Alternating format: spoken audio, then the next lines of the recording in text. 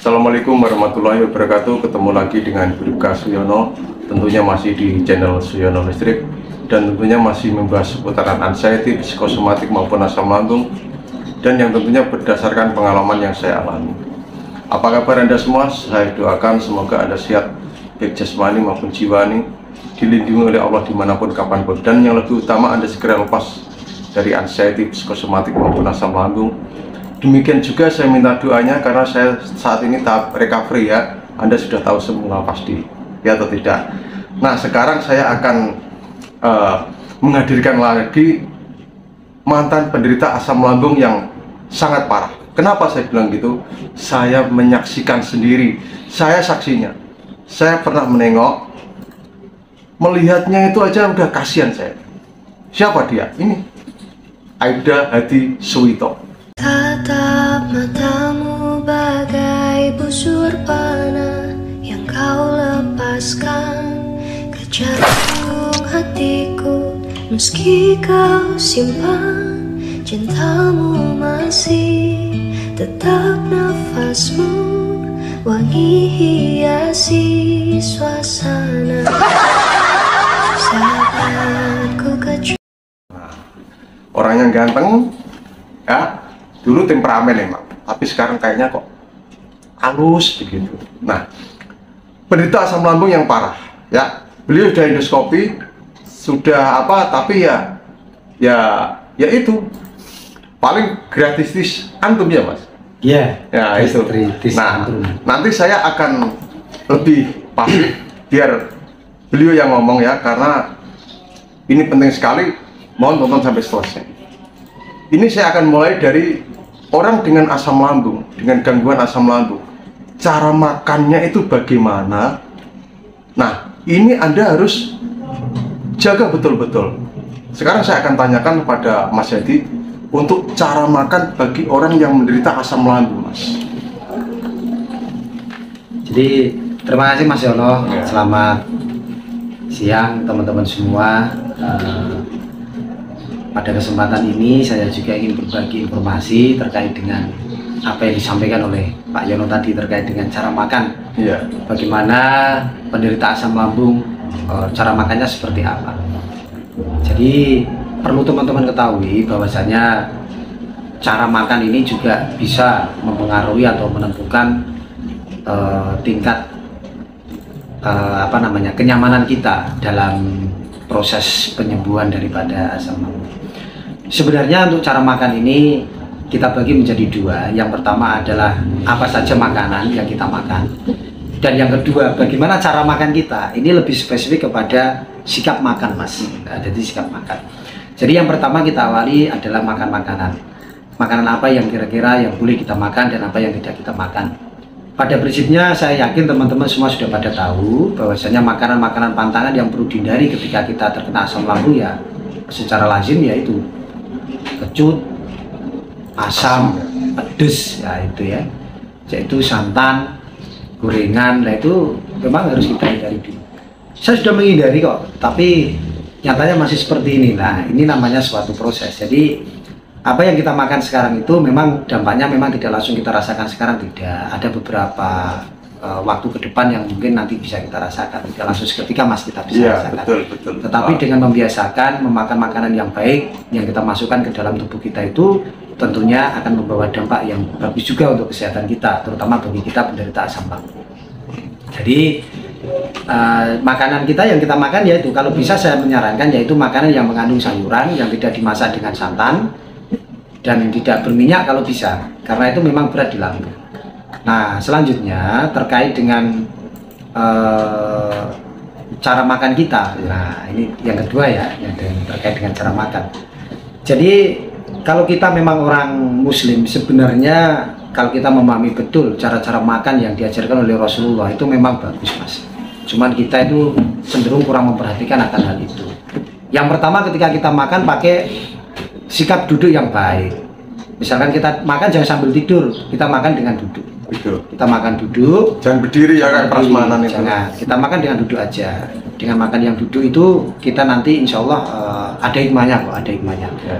Jadi kita makan duduk, kita kunyah secara pelan-pelan. Jadi kita tidak perlu tergesa-gesa untuk makan, pelan-pelan aja kita nikmati, kita kunyah. Kita kunyah makanan itu sampai makanan itu memang benar-benar lembut. Nah, bercampur dengan enzim-enzim yang ada di dalam mulut kita. Nah, jadi kita kunyah secara pelan-pelan, kita nikmati aja. Alhamdulillah, ini rezeki Allah, gitu aja kita nikmati. Jadi makanan itu akan terasa enak. Mulut ini nggak enak kalau nggak makan gorengan, misalkan seperti itu kan. Tetapi saya yakin ketika kita tidak makan gorengan dalam jangka waktu tertentu, nah kita kan sudah terbiasa nih nggak makan gorengan, terus kita makan gorengan malah jadi yang nggak enak, karena kita memang sudah terbiasa.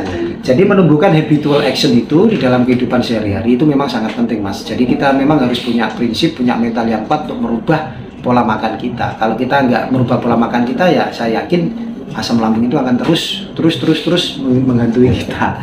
Nah, terus sehari makannya berapa kali? Sehari makan tetap 3 kali. 3 kali? Iya, sehari makan 3 kan kali. Kan ada teori, Mas, yang makan sesering mungkin, ya, tapi sedikit. Ya. Tidak harus 3 kali, bisa 5 kali gitu. Nah, itu pengalaman Mas itu gimana? Ya, itu mungkin mereka-mereka yang memberikan teori mungkin punya dasar juga. Ya. Tetapi saya di sini tidak akan menjudge atau menghakimi teori mereka, enggak. Ya. Tetapi saya di sini akan menceritakan apa yang saya alami saja. Saya makan tetap 3 kali sehari, tetapi dengan porsi yang memang tidak besar. Awalnya saya memang makannya porsinya besar dulu.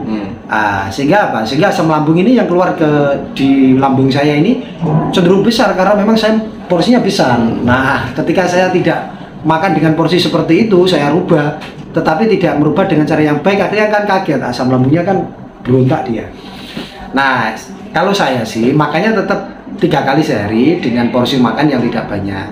Makan jangan sampai kenyang. Ketika kita sebelum kenyang berhenti, Mas nanti lapar lagi. Ya lapar. Ketika kita lapar ya kita ngemil. Kita makan makanan ringan, Mas. Cemilan apa yang bagus, yang Mas Hedi konsumsi dulu itu ya, sesuai pengalaman Mas Hedi itu apa? Iya, kalau cemilan biasanya itu tergantung dari seseorang, Mas. Boleh buah, boleh, tetapi jangan buah yang masam. Yang asem itu. Yang asem ya, yang asem jangan. Kalau pisang, pepaya itu nggak apa-apa ya? Nggak apa-apa, sebenarnya nggak ada masalah itu, bukan seperti itu. Asalkan begini loh teman-teman. Ketika kita makan jangan terlalu over atau jangan terlalu berlebihan. Ketika kita pengen makan apel itu manis, makan aja. Tapi jangan satu langsung apel utuh habiskan, jangan. Karena apa? Tubuh kita itu juga memerlukan kandungan-kandungan gizi dari sumber-sumber gizi yang lain. Jadi nanti ketika kita cuma makan apel saja yang kita dapat ya gizi dari apel saja. Coba yang lain aja, tidak apa-apa. Mungkin kita ngejus wortel. Ya, ngejus timun. Nggak apa-apa ya, Mas? Wah, bagus. Bagus itu ya? Bagus itu. Nggak pengaruh ke asam lambung? Oh, enggak, bagus itu. Nanti adem. Cuman nanti saya sampaikan ke teman-teman. Itu semua tergantung daripada kondisi teman-teman masing-masing. Ketika teman-teman nanti minum wortel atau minum timun, kok teman-teman itu merasa nggak enak, ya jangan dimakan. Jangan diminum. Coba yang lain. Coba yang lain. Sebenarnya tidak ada masalah. Yang penting kita sedikit-sedikit, tapi semua unsur kebutuhan itu masuk ke dalam tubuh kita. Sehingga apa? Badan kita itu nggak lemes. Badan kita nggak kurus. Iya. Nah itu yang karena apa? Jangan pernah takut untuk mengkonsumsi makanan kecuali memang makanan pantangan seperti durian, nangka, buah-buah pantangan itu memang jangan. Itu ya, karena yang memang bergetah, Mas, ya. Bergetah dan menimbulkan gas yang tinggi, Mas. Itu memang tidak baik. Kalau teman-teman kalau pengen nyemil roti juga boleh-boleh, tidak apa-apa. Tepung itu nggak apa-apa, Mas? Tidak masalah, tidak apa-apa. Ya itu yang pesan saya itu jangan banyak-banyak. Jangan banyak-banyak. Jangan banyak-banyak. Makan aja. Yang penting jenengan itu makan nyaman. Jangan pernah memakan sesuatu terus puas pikiran kita was-was. Jangan-jangan saya makan ini gini. Jangan-jangan makan ini saya gini. Padahal sebenarnya makanan itu aman. Tetapi karena kita was-was, timbullah itu asam lambung. Karena asam lambung kan sudah terkoneksi ya dengan otak kita. Betul. Jadi seperti itu teman-teman. Jadi ketika kita setelah makan makanan yang berat seperti nasi, sayur dan lauk, porsinya jangan terlalu besar ya teman-teman. Itu saran saya. Nah setelah makan jangan langsung minum, tahan aja. Jangan langsung minum. Karena apa? Ketika kita langsung minum, habis makan langsung minum, cenderung mengalami dispepsia itu tinggi. Oh, gitu. Iya, nanti akan ada terjadi gangguan pencernaan. Apalagi kita punya asam lambung. Jangan sampai terjadi dispepsia atau gangguan pencernaan itu. Makanya kita makan yang lembut, kita punya yang lembut. Nah, saya yakin tidak akan bahasanya di sini apa namanya kesedak, seretin dan lain sebagainya. Ketika kita kalau makannya pelan ya, Mas. Iya, kalau kita makan pelan, enak, nikmati, syukuri. itu nanti akan berkah juga untuk tubuh kita, dan tubuh kita pun juga akan sehat. Sebelum kenyang harus berhenti. Nah setelah itu berhenti dulu, jangan langsung minum. Habis makan ya teman-teman ya, jangan langsung tiduran, tetap duduk aja. Makan duduk, ya kan. Kalau sudah bosan duduk, jalan aja enggak apa-apa, pelan. Jalan aja enggak apa-apa. Oke, sekarang itu Mas, posisi tidur yang bagus bagi penderita asam lambung itu. Ya, posisi tidur yang bagus. Ini menurut pengalaman Mas Hadi Ya, kalau saya jangan sampai tidur tengkurap. Oh itu ya. Kalau saya jangan sampai tidur tengkurap. Boleh tidur apa namanya, telentang pun itu kadang-kadang kita nggak nyaman. Nggak nyaman. Iya kan? Ya. Coba cari posisi yang nyaman menurut teman-teman semua. Bisa Yang miring ke nyaman. kanan, bisa miring ke kiri. Penting jangan tengkurap Mas. Yang penting jangan tengkurap, karena kalau tengkurap itu susah. Nanti susah bernapas, nanti lambung pun juga akan tertindih. Agak berat Mas itu Mas. Iya. Mau miring ke kanan boleh, miring ke kiri juga boleh. Oke. Mau telentang kan juga boleh. Senyaman teman-teman. Nyamannya ya. Iya. Terus itu Mas, kacang-kacangan. Nah, apa boleh Mas? Apa Mas Hadi dulu berani mengkonsumsi kacang-kacangan itu Mas waktu kena asam lambung? Selama saya kena asam lambung, saya tidak pernah mengkonsumsi kacang Mas. Oh nggak pernah. Iya, pengalaman saya tidak pernah mengkonsumsi kacang. Jadi kacang itu memang saya tidak pernah makan sih macam kacang-kacang. Cuma kalau kacang sayur itu kacang panjang, Iya. itu saya makan. Oh. Nggak apa-apa. Maksudnya biji-bijian itu Mas? Kalau biji-bijian saya tidak pernah waktu itu. Oh nggak pernah. Nggak pernah. Terus begini Mas Hadi dulu itu kan dibilang ya memprihatinkan kan. Itu obat apa yang Mas Hadi konsumsi? Nah ini yang penting. Karena begini Mas ya, walaupun obat itu cocok-cocokan Mas ya. Mungkin obat ini cocok untuk saya, mungkin belum tentu cocok untuk Mas Hadi. Iya, Mas, betul. Nah, yang obat Mas Hadi konsumsi itu apa? Obat penurun asam lambung itu Mas? Jadi begini Mas, saya memang terapinya tidak murni terapi sendiri enggak. Ya, Saya ya. tetap berobat dengan dokter ya. Oh iya, sama. Saya butuh pendampingan dari beliau kan. Karena memang saya bingung, panik dan lain sebagainya. Jadi apapun obat yang diresepkan oleh dokter, oke diminum saja enggak apa-apa. Diminum, ya. Diminum. Tetapi ketika kita sudah bisa mengendalikan kondisi emosional kita, obat itu tidak melulu harus kita minum. Kalau saya seperti itu. Karena apa? Menurut saya pribadi, ketika kita terus-menerus minum obat, itu juga tidak baik juga untuk lambung kita. Itu tidak baik. Makanya apa yang sekarang dirubah? Pengobatan boleh pakai obat dokter, mungkin tahap pertama sampai berapa bulan, oke silakan diminum, tidak apa-apa. Tetapi jangan berlarut-larut. Kalau kita mengandalkan obat-obat terus, nanti saya yakin lambung kita pun juga tidak akan membaik, malah justru akan semakin tidak baik. Nah, saran saya jangan terus-terusan minum obat, rubahlah mindset saja. Oh gitu. Ketika mindset kita dirubah, insya Allah kita bisa kok mengendalikan asam lambung itu. Nah, kalau kita terlalu mengandalkan obat, ya agak riskan ya menurut saya ya. Iya. Agak riskan kalau dalam jangka waktu yang lama, itu agak riskan karena memang yang namanya obat kimia itu pasti ada yang namanya residu. Nah, residu itu nanti akan disekresi oleh hati maupun ginjal, itu agak berat nanti kerja ginjal sama kerjanya hati. Tapi kalau dalam jangka waktu yang tidak relatif lama, tidak ada masalah, tidak apa-apa. Itu Dulu Mas Hadi minum obat sampai berapa bulan? saya minum obat itu sampai berapa ya? Saya hitung itu sampai hampir 8 bulan. 8 bulan ya? Saya 8 8 bulan minum obat. 8 bulan saya minum obat. Setelah itu saya mulai memberanikan diri untuk melepas obat. Oh. Saya rubah mindset saya nggak minum obat itu tidak apa-apa. Obat Oke. memang yang biasa asam lambung kan golongan PPI itu Mas, biasa. Iya. Jadi ada omeprazol dan sejenisnya itu kan. Iya. Itu kan kalau omeprazol itu kan memang ini obat generik ya. Iya. Tapi kalau yang tapi ada yang paten juga mahal ya? itu, Mahal. tapi- lansoprazol, misoprazol, Iya. pantoprazol dan lain sebagainya itu banyak memang. Itu Terus memang ya Mas, penurun asam terus lambung. begini Mas, apa namanya? Banyak juga subscriber saya ini dia itu nggak kena asam lambung, tetapi justru gejala psikosomatiknya itu yang mendominasi Mas. Nah, sekarang saya tanya sama Mas Hadi, saat asam lambungnya sudah sembuh, Iya. apa kecemasannya itu hilang? Belum. Kecemasan itu pasti akan muncul Mas, karena apa? Kita mengalami sebuah trauma. Nah itu ya. Nah, sekarang kita kembali berbicara tentang trauma. Nah, Kenapa trauma itu bisa terjadi kepada diri kita? Karena apa? Trauma ini sangat membekas di otak kita. iya.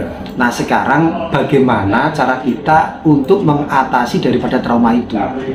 Nah, sekarang kita traumanya takutnya di mana nih? Kita identifikasi dulu. Biasanya panic attack mas. Panic attack itu biasanya itu meninggalkan sebuah trauma yang sangat mendalam mas. Seperti saya ini masih trauma mas. Saya aja kalau kayak ada jerk kayak habis olahraga bener-bener, wah ini jadian panic attack itu mas. Nah saya akui itu mas. Jadi saya tanya dulu mas, panic attack-nya itu timbul karena apa? Nah ini yang susah mas. Kadang panic attack itu saya itu tanpa saya undang dia datang. Padahal saya nggak ngapa-ngapain. Misalnya mas, saya mood swingin mas. Misalnya saya pagi ini enak ya, dulu itu ya pagi enak. Tiba-tiba langsung kayak serangan panik gitu mas. Ada serangan panik gitu.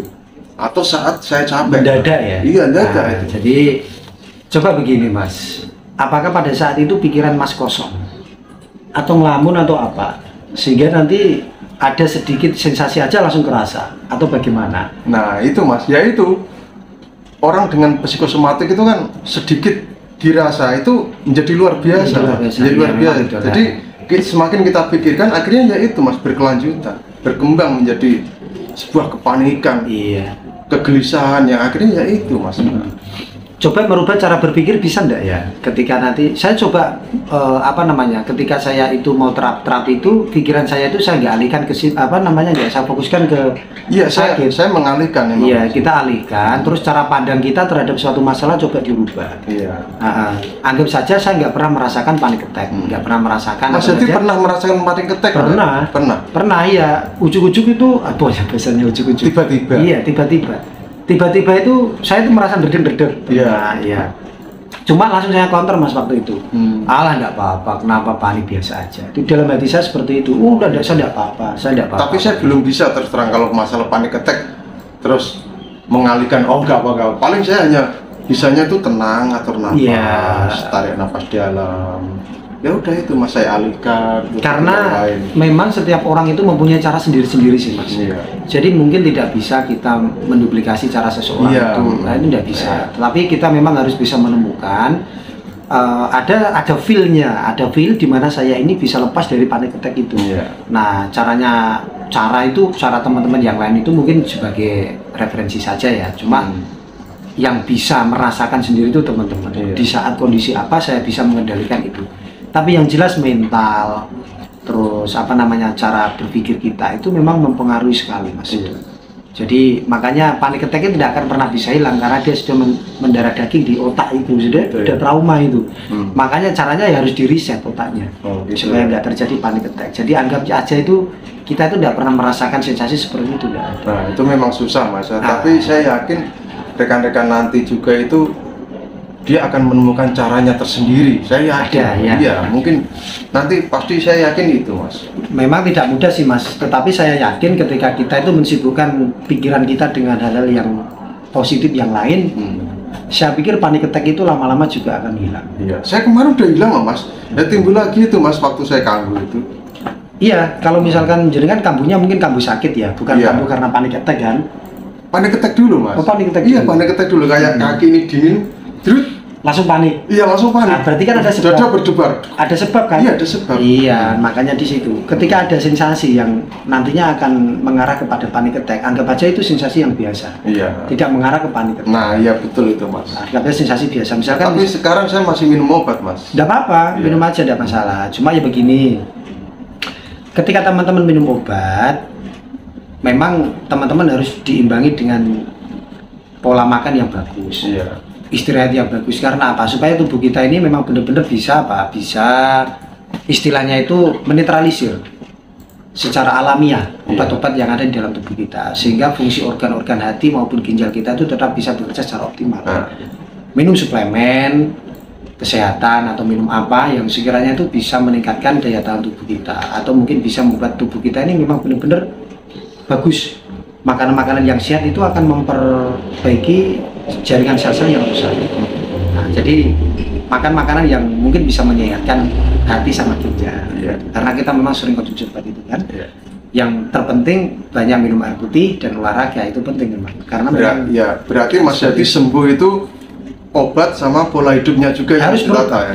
Pakai obat harus. Karena kita sakit kok nggak berobat. Jangan. Kita tetap berobat. Karena gini loh Mas, banyak motivator yang menyatakan dia sembuh tanpa obat. Nah, padahal saya nggak ngejudge sih Mas itu ya. Padahal saya yakin sekalipun atau 2 kali pasti pernah ke dokter itu Mas. Saya yakin ya tuh. Dia kok tahu kalau itu asam lambung, anxiety, psikosomatik berarti dari dokter. Ya atau tidak Mas? Nah, makanya saya juga nggak mau menyatakan walaupun dulu saya itu kecemasannya hilang tanpa obat Mas. Tapi setidaknya saya pernah minum obat itu saya hentikan gitu. Iya. Itu Mas. Jadi saya nggak mau membohongi rekan-rekan. Jangan pakai obat, tanpa obat saya nggak mau Mas saya. Walaupun saya dulu itu terus terang obat itu nggak ada efeknya Mas dulu itu Mas. Tapi ya itu karena saya nggak nyalakan obatnya, mungkin cara pikir saya salah. Jadi obat, teman-teman perlu ketahui, obat sebagus apapun yang teman-teman minum, ketika cara berpikir teman-teman itu tidak baik, obat itu tidak akan bisa bekerja dengan baik. Iya. Seperti contohnya, ini saya minum ini obat golongan omeprazol katakanlah, golongan penurunan asam lambung, golongan PPI ya. Kita minum nih, kok masih gini-gini aja? Ya gini-gini aja. Obat itu tidak akan pernah bisa bekerja. Gimana dia bisa bekerja coba? Ini logika ya. Iya. Apa namanya? Obat yang kita minum golongan PPI itu, dia itu kan menghambat ekskresi asam lambung. Dia menghambat pengeluaran asam lambung yang ada di dalam lambung kita. Iya, lambung. Nah, sekarang saya tanya, ketika obat itu menghambat, tetapi sumber asam lambungnya itu tidak ditangani, dia kan hanya menghambat nih, menghambat saja, tetap kan masih keluar saja kan, tetap keluar saja. Nah, ini sumbernya di mana ya? Di pikiran kita itu. Oh gitu ya. Asam lambung itu ada di pikiran kita. Ketika kita panik, bingung mikir ini saya makan ini gimana, saya minum ini gimana, nanti jenengan mikir-mikir ya tetap naik asam lambungnya. Tetapi ketika jenengan rileks, ketika mengkonsumsi makanan, minuman, asalkan dengan cara yang baik yang saya sampaikan di awal tadi, saya yakin dengan cara berpikir seperti itu asam lambung itu akan stabil kok. Akan stabil. Ya, perlu diketahui juga asam lambung itu penting juga untuk membantu pencernaan kita ya Mas ya. Tapi kalau terlalu banyak ya itu namanya gangguan asam lambung itu. Iya, betul. Kadang-kadang begini, makanya asam lambung itu naik turun sebenarnya itu di dalam lambung itu sudah hal yang biasa, hal yang wajar. Karena memang emosional kita itu nggak mungkin lah bisa stabil. Grafiknya rata terus nggak mungkin, kadang naik, kadang turun, kadang naik. Cuma masalahnya begini, ketika grafiknya pikiran kita naik, asam lambung kan juga naik. Nah masalahnya asam lambung ini apakah dia melewati sprinter lambung ini? Oh ya, ada sebuah katup lambung ini kan, ketika dia nanti memang terlalu besar dan katupnya ini sudah melemah, nah dia kan naik ke atas. Nah makanya gimana supaya ya kan harus dikuatkan ini sprinternya ini. Nah, ada yang bilang lewat operasi bisa, ya tapi biayanya luar biasa kan. Biasa, tetapi bisa juga tanpa operasi dengan pengendalian emosi tadi. Ketika pikiran kita itu kenceng-kencengnya, coba direlakan aja, lepas dulu, slow down. Jadi memang masalah itu memang tidak bisa dihindari. Masalah itu bisanya itu dikendalikan, termasuk emosi kita. Emosi kita itu juga harus dikendalikan. Jadi ketika kita tidak pandai dalam mengelola emosi, saya yakin teman-teman yang punya asam lambung itu tidak akan pernah sembuh. Kuncinya di pengendalian. Berarti kita intinya itu harus bisa tenang gitu Mas ya, tenang, bisa mengendalikan emosi, pikiran itu harus rileks gitu Mas ya. Iya, betul. Jangan terlalu stres. Dan makan yang sehat, tetap makan yang sehat ya. Betul. Kecuali pantangan dari asam lambung, pedes, asam itu. Nah, itu janganlah itu. Ya udah, itu aja ya rekan-rekan. Nanti kalau mau bertanya silakan tinggalkan di kolom komen. Nanti biar yang sebenarnya yang patut jadi motivator itu ini Mas Yeti, bukan saya. Sama saja. Nah, saya diundang sama Mas Yono memberikan informasi kepada teman-teman juga sama saja. Oke, salam sehat dari Pak Suyon dan Mas Hedi Swito. Tetap semangat. Wassalamualaikum warahmatullahi wabarakatuh. Waalaikumsalam.